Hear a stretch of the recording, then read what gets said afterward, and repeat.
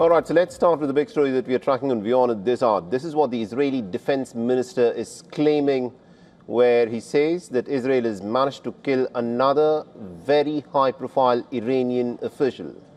And this time round, Israel Katz, the Israeli defense minister, claims that Iran's Supreme National Security Council secretary, Ali Larijani, has been killed in Israeli attacks. Now, the Iranians haven't said anything on this claim by the Israelis, but if confirmed, this will be the second most high-profile assassination that the Israelis would have carried out after the assassination of Ayatollah Ali Khamenei on the 28th of February. Now, the Israeli Defense Minister Katz claimed that Israel had managed to assassinate Larijani. He said that Larijani and also the IRGC's Basij force commander, Ghulam Reza Soleimani, have been assassinated in this ongoing war. I have just been updated by the Chief of Staff that Ali Larijani, Secretary of the Supreme National Security Council and the head of the Basij, Iran's central repression apparatus, Ghulam Reza Soleimani, were eliminated last night and have joined Ayatollah Ali Khamenei, the head of the annihilation program, along with all those eliminated from the axis of evil in the depths of hell. And soon afterwards, the Israeli Defense Minister Israel Katz made this statement. A handwritten note appeared on Ali Larijani's X account. The note, shared by the Iranian state-linked media, commemorates the Iranian sailors killed in the recent American attacks, whose funeral is expected to take place today. The letter also carried Larijani's signature towards the end. Now, Ali Larijani is last seen on Tehran streets during the Al-Quds Day parade, where he walked with thousands of common Iranian people. The parade saw Iran's top leadership figures coming out amidst Israeli and American bombings on the capital city of Tehran. Ali Larijani is considered to be a key figure within Iran's power structure. He played an important role in putting down the January protests in Iran. Now, according to reports, he sidelined President Masoud Pezeshkian to lead the diplomatic, security and military operations under the direct authority of the supreme leader. Now, Larijani is a former IRGC commander who has served in many positions within the Islamic Republic since the 1980s. After 8 years in the IRGC, he was appointed as the Minister of Culture in 1992. He then headed the official broadcast network of the Iranian government for over a decade. In 2005, he was appointed as the Secretary of Iran's Supreme National Council. From 2008 till 2020, Larijani served as the Speaker of the Parliament, and last year, he was reappointed to National Security Council by Ayatollah Ali Khamenei. Now, Tehran is yet to confirm Larijani's death, but Israel claims that Prime Minister Benjamin Netanyahu had issued an order to assassinate the top Iranian leadership.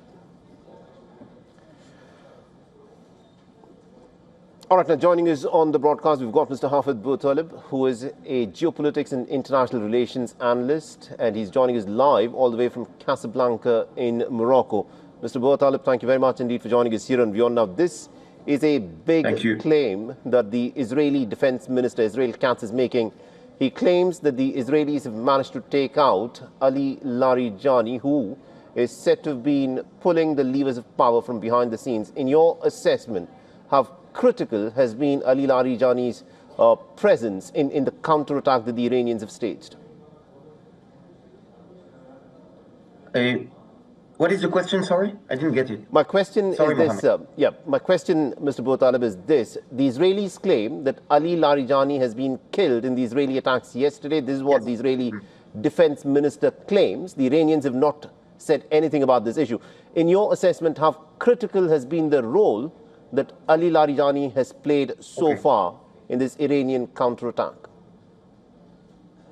Well, as you mentioned, Ali Larijani was the chair of the Internal Security Council in Iran. He is seen and always have been seen as a hardliner, as a close advisor of the former Supreme Guide, and also, of course, the current one. He was a close friend of the Khamenei family. He was one of the hardliners since day one. He, as you just mentioned, was the head of IRGC for 18 years, and was still having a strong grip on this organization and on its leaders. So the elimination of Ali Khamenei, Larijani shows basically that the pressure is still continuing and that the Iranians are getting inflicted heavy damages despite their claims that when Donald Trump states that there were heavy attacks targeting the IRGC and the military in Iran. This must be true, because if they can reach Ali Larijani on day 18th of the war, it means that they can reach lower positions within the command, and this cripples Iran command, definitely the command structure, and it brings a strong harm to its propaganda, showing that the regime now is experiencing very hard moments where leaders are getting killed one after another. There is also Gholam Reza Soleimani, he's not a relative of Qasem Soleimani, who was being killed in January 2020, but he's still an important leader of the Basij, and the Basij are one of the key organizations within the Pasdaran, within the Revolutionary Guard. They are those who have mainly carried out the repression in January and February against the demonstrators. They were in the demonstrations, hidden within the demonstrators, and they used to shoot on the people on the streets. So this is also a warning for the new Supreme Guide, and he is also and he might be also targeted in the next few days, next few weeks. All right, that is clear. The American strategy and the Israeli strategy is this: that they want to take out the top Iranian leadership, and then they want to see whether the Iranian government will then collapse.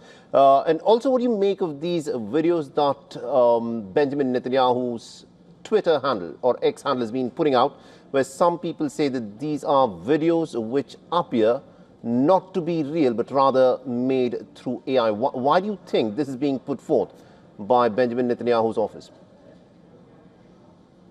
Well, I think that Iranians succeeded in that, in spreading the rumor that Benjamin Netanyahu is dead, and this is to be seen as a strike, a direct strike from Iran targeting the Israelis' leadership. But of course, Benjamin Netanyahu is not dead, and the Iranian firepower is very weak. Actually, what is strong is the nuisance value. Yes, there is a nuisance value.